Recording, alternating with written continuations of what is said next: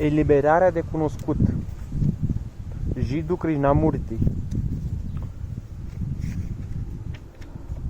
Această lucrare a fost alcătuită și publicată din inițiativa și cu aprobarea lui Krishnamurti. Toate cuvintele îi aparțin.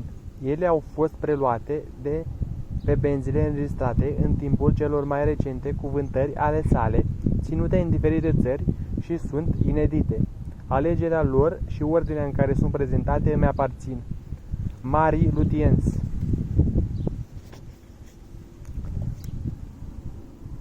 Căutarea omului, mintea torturată, abordarea tradițională, capcana respectabilității, ființa umană și individualitatea, conflictul existenței, natura fundamentală a omului, responsabilitatea, adevărul, transformarea de sine, risipa de energie, eliberarea de autoritate. Numelele capitolului 1. De-a lungul veacurilor, omul a căutat ceva dincolo de sine însuși, ceva dincolo de bunăstarea lui materială, ceva pe care îl numim adevăr, Dumnezeu sau realitate, ceva în afara timpului, ceva care să nu poată fi tulburat de împrejurări, de gândire sau de corupția omenească. Omul și-a pus dintotdeauna întrebarea: ce rost au toate astea? Are viața vreun înțeles cât de mic? A zvârlit în imensa confuzie generată de conflicte, revolte, brutalități nesfârșite, războaie religioase, ideologice, naționale, el se întreabă cu un sentiment de adâncă și durabilă frustrare: ce este de făcut? Cum se poate ieși din toate acestea? Ce înseamnă viața și dacă există ceva dincolo de ea? Și negăsind acel lucru de nenumit, cu 1000 de denumiri pe care l-a căutat dintotdeauna, omul are recurs la credință, credința într-un salvator sau într-un ideal, însă credința naște necontenit violență. În această neîncetată luptă pe care o numim viață, noi încercăm să stabilim un cod de comportament adaptat societății în care am fost crescuți, fie că este vorba de o societate comunistă, fie că este o așa zisă societate liberă. Noi ne supunem anumitor reguli de conduită, considerându-le ca o parte din tradiția noastră de hinduși sau musulmani, ori de creștini sau de orice s-ar întâmpla să fie. Privim mereu către altcineva, ca să aflăm care conduită este bună sau rea, care mod de gândire este corect sau greșit și, conformându-ne acestui model, conduita și gândirea noastră devin mecanice. Răspunsurile noastre devin automate. Putem observa aceasta cu multă ușurință la noi înșine. Timp de veacuri, noi am fost îndopați de învățătorii noștri, de autoritățile noastre, de cărțile noastre, de sfinții noștri. Le-am cerut să ne spună ce se află dincolo de dealuri, de munți și de pământ. Și dacă poveștile lor ne-au satisfăcut, a fost pentru că am trăit din cuvinte, în timp ce viața noastră a rămas goală și seacă. O viață de mâna a doua.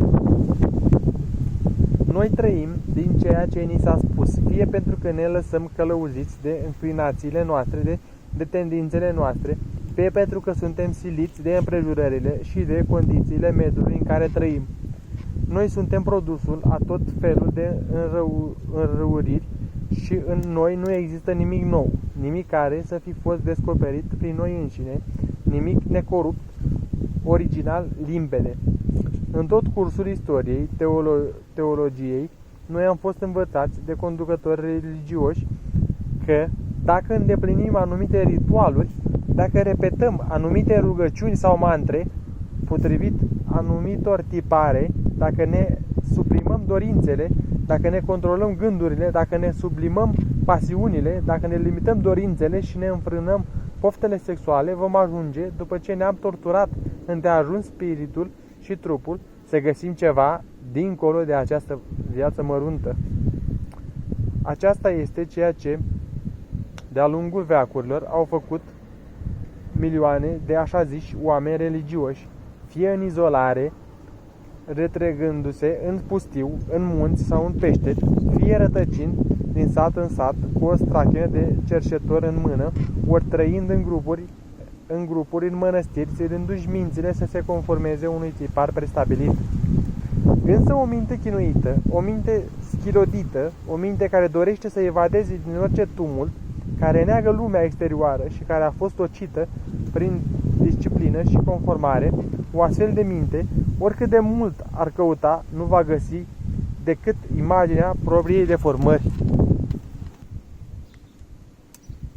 Prin urmare, pentru a descoperi dacă există cu adevărat ceva dincolo de această existență zbuciumată, angoasată, trăită în concurență înfricoșătoare, trebuie să ne orientăm într-o direcție complet diferită. Abordarea tradițională constă în a merge de la periferie spre interior, cu ideea că timpul, practicile și renunțările vor permite să se ajungă treptat la acea floare lăuntrică, la acea frumusețe interioară, la iubire. În realitate nu se întâmplă nimic altceva decât să devenim meschini, mărginiți, mărunți, degradați și, ca să ajungem acolo, este nevoie de timp. Înaintați încetul cu încetul, aveți răbdare, mâine sau poate în viața viitoare veți dobândi realizarea. Și când în cele din urmă se ajunge în centru, se constată că acolo nu se află nimic, fiindcă între timp mintea a devenit leneșă, tocită și insensibilă. Observând acest proces, spui întrebarea dacă nu există cumva o abordare inversă, dacă nu este cu putință să se țâșnească din centru spre în afară. Lumea întreagă acceptă și urmează abordarea tradițională.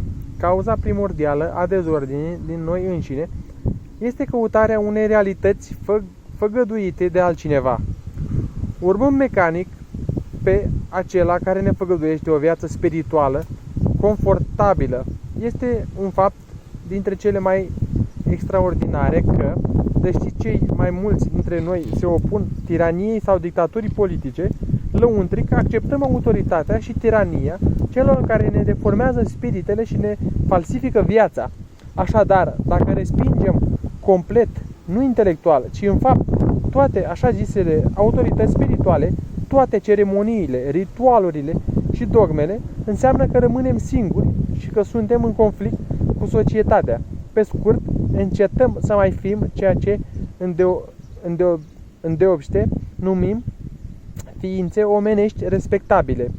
O ființă omenească respectabilă nu are putința să se apropie de realitatea infinită, să se apropie de necuprins.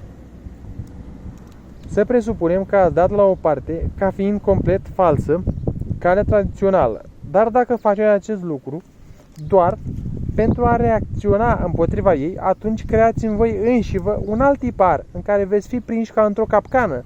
Dacă vă spuneți în mod intelectual că această negare este o idee foarte bună, însă nu acționați în consecință, nu puteți merge mai departe. Dacă totuși o negați pentru că înțelegeți că este lipsită de maturitate, că este stupidă, dacă o respingeți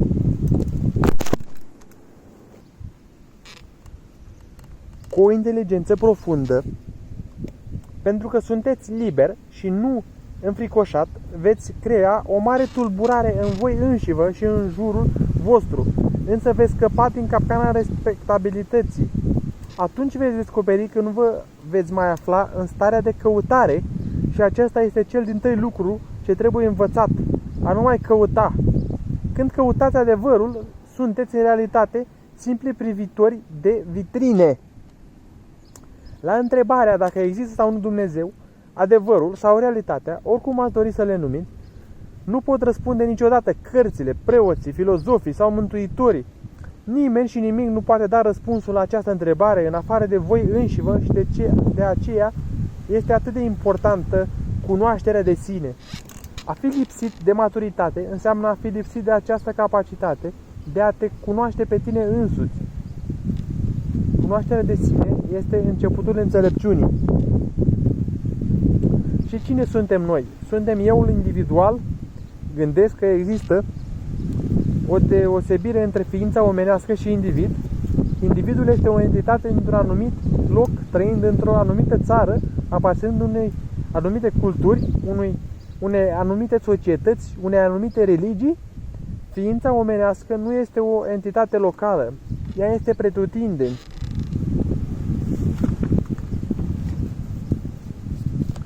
Dacă individul nu acționează decât într-un colț din vastul câmp al vieții, atunci acțiunea lui nu va avea niciun fel de legătură cu întregul. Prin urmare, trebuie să avem în minte că vorbim de întreg, nu de parte, fiindcă în mai marele se află puținul, dar în puțin nu este mai multul. Individul este această mică entitate condiționată, nenorocită, frustrată, mulțumită cu micii săi zei, cu micile sale tradiții, pe când o ființă omenească se preocupă de bunăstarea totală, de mizeria totală și de confuzia totală din lume.